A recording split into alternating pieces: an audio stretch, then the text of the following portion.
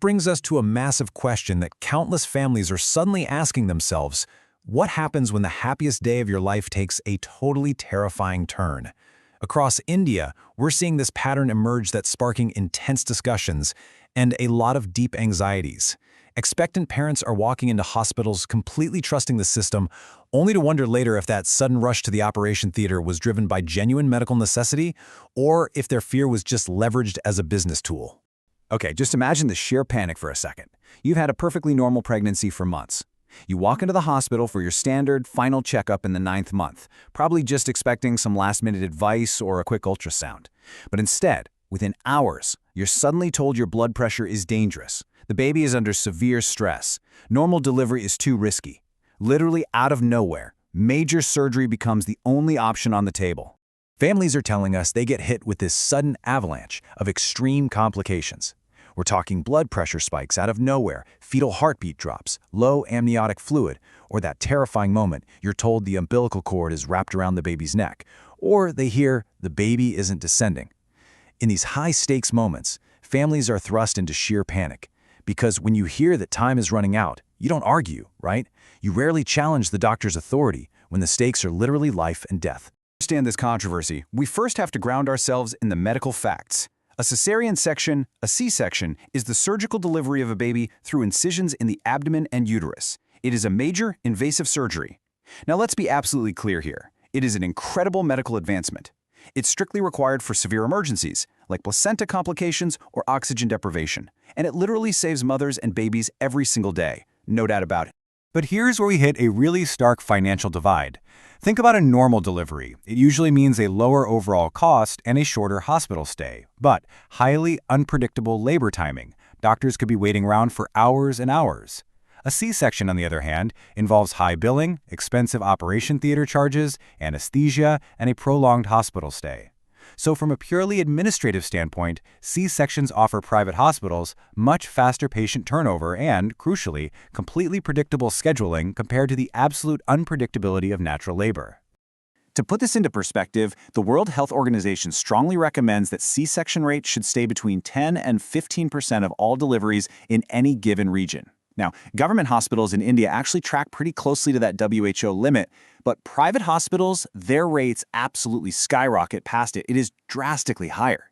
The WHO isn't saying C-sections are bad, but they heavily warn against unnecessary surgeries. When a major operation becomes more common than a natural delivery in certain private institutions, well, people are naturally going to start asking some really tough questions.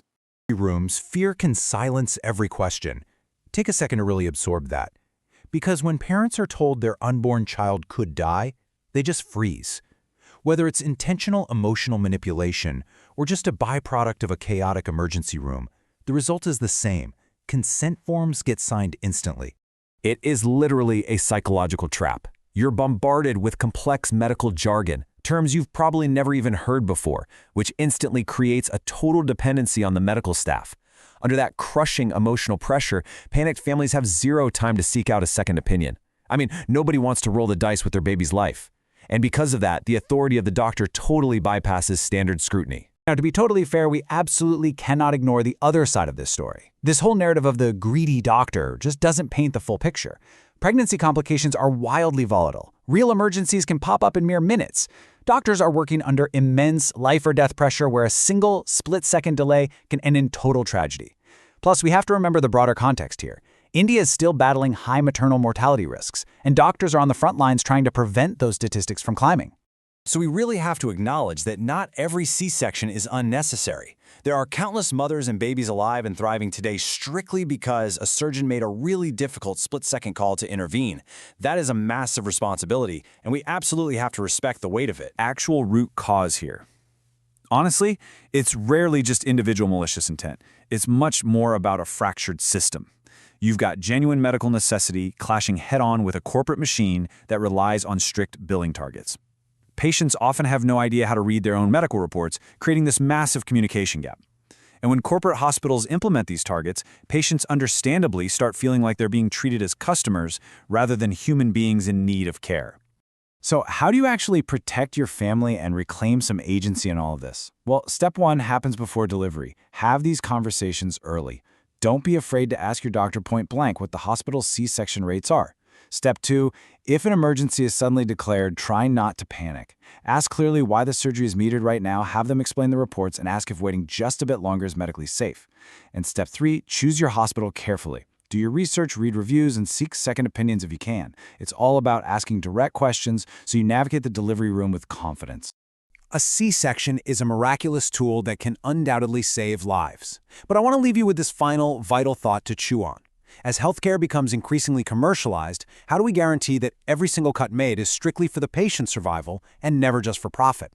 If childbirth literally becomes a business, can families still trust the system during the most vulnerable moment of their lives? Are medical decisions always based purely on health? Well, it's the fundamental assumption we all make, right? When we walk into a hospital, we just assume the recommendations we get are strictly based on our physical well-being. But the reports we're analyzing today suggest that in certain environments, health might actually be taking a back seat to entirely different factors. And this brings us to the core procedure in question: normal delivery versus a C-section. Now, medically speaking, a C-section is absolutely crucial. It is a life-saving intervention when a normal delivery just isn't viable. But according to the claims we're breaking down, this medical choice is allegedly transforming into a financial one. The line between medical necessity and, well, alternate motives is supposedly getting really blurred. Section 1, the regional trend. The claims we're looking at are rooted in a specific location, highlighting that C-sections are actively on the rise across the entire state of Telangana in India. This isn't just being treated as some isolated incident. No, it's described as a broad, systemic trend happening right across the region. Before we zoom in to the localized claims, it's really vital to understand this wider geographical backdrop where the spike in surgical deliveries is allegedly taking place. What's really interesting here is the simple economic reality the reports point to. The price tag for a C-section is slightly higher than that of a normal delivery, and because of this minor price bump, doctors in the region are allegedly defaulting to the surgical option simply because it yields a higher bill. They're allegedly offering the C-section as the primary, or sometimes even the only route. To put that into really clear terms, what's being described here is a classic financial incentive. The core mechanism at play is that a relatively minor price difference is powerful enough to drive major medical recommendations. It's a pretty bold claim. The idea that a financial motive is literally overriding standard medical decision-making and patient care protocols. Observations. The allegations become a highly targeted critique of the exact practices happening inside this particular facility. And to back this up, they present a stark data point: 75 to 85. That is the number of C-section surgeries this facility allegedly performs in a single month. To put that into perspective, in the context of these claims, this sheer volume of surgeries is presented as alarmingly high. It reinforces the allegation that the surgical option is absolutely the default procedure being pushed at this. Brilliantly illustrates the core issue. I'm going to read a direct quote from the reports. Though the patients are all right, still, they are convincing them for C-section. The claim here is profound. Entirely healthy patients, people who are completely capable of undergoing a normal delivery, are allegedly being actively persuaded to undergo major abdominal surgery. You can really see the stark contrast here. On one side, you've got patients whose pregnancies are progressing perfectly normally, and on the other, you have doctors actively trying to convince them to opt for surgery. The actual medical reality of the patient is allegedly being totally decoupled from the medical advice they're receiving. A very direct warning to anyone considering this specific facility.